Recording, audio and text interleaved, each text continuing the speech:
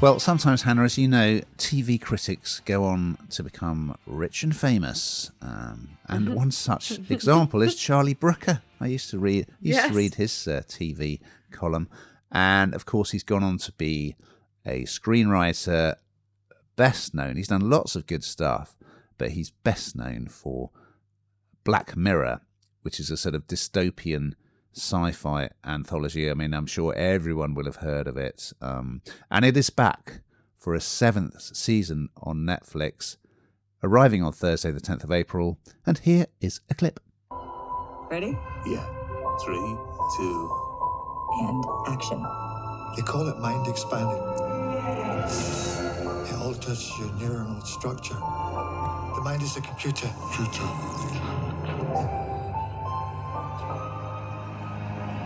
Suddenly, we're not just more receptive. You become a receiver. Yes, as you say, Charlie Brooker's really well known for this now, isn't he? The 7th series. I'll be really honest with you. This is not a genre that I naturally sit in, this sci-fi anthology. You'll know that for anyone that listens to this. It's just not really my thing. But there's something quite creepy about this, really, and I think that's why it's really as popular as it is. Aside from that, it has got a stellar cast: Peter Capaldi, Emma Corrin, Chris O'Dowd, Dame Harriet Walter.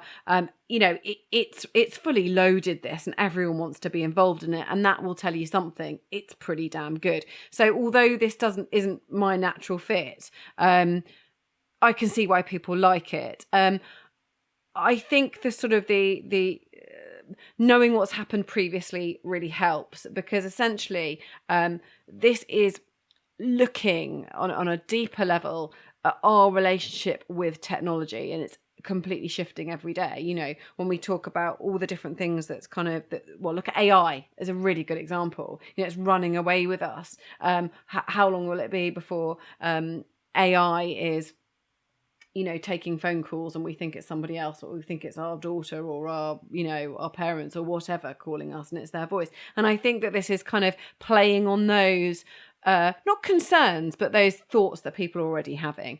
And so it takes you back, because each episode is slightly different. I've only watched one of this in the 7th series, so you might have to help me out here, Ian.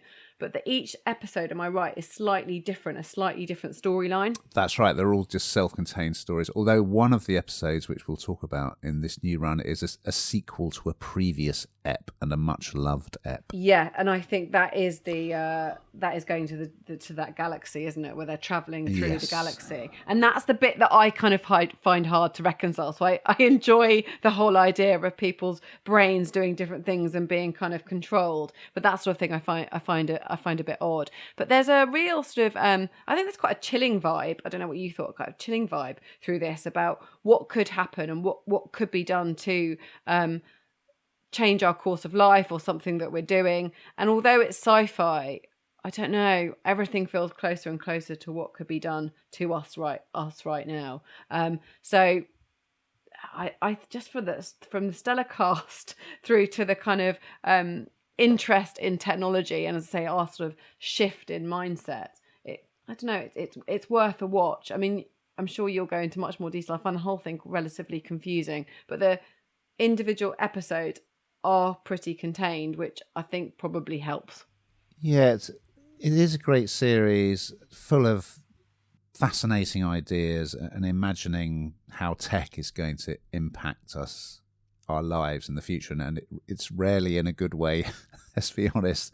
And what I think one of the best ever episodes, I can't remember which season it was in, was all about this video game which took you on board. It's kind of like a Star Trek style spaceship called the USS Callister, and it had Jesse Plemons in it as the guy who'd invented the game.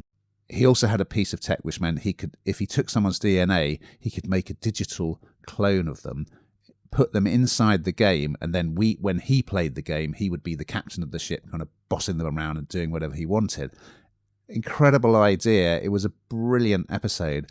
And in this season, we have a sequel to it called Into Infinity, where we basically follow, the crew want to find a way to escape. And they're Kristin Milotti plays Nanette, who is on the outside working for the games company, but she's also been cloned and is on the ship as well. It's quite confusing. So go back and watch the first one, and then you'll figure out what's going on. There is a little sort of rehash at the beginning, but I think it's one of the best ever episodes of Black Mirror, and the sequel is terrific as well. It's so good.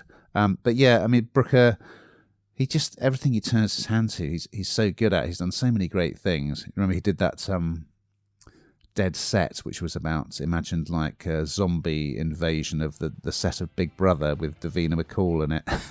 So yeah, he's just done so much good stuff, and Black Mirror continues to be top quality and attract really good talent.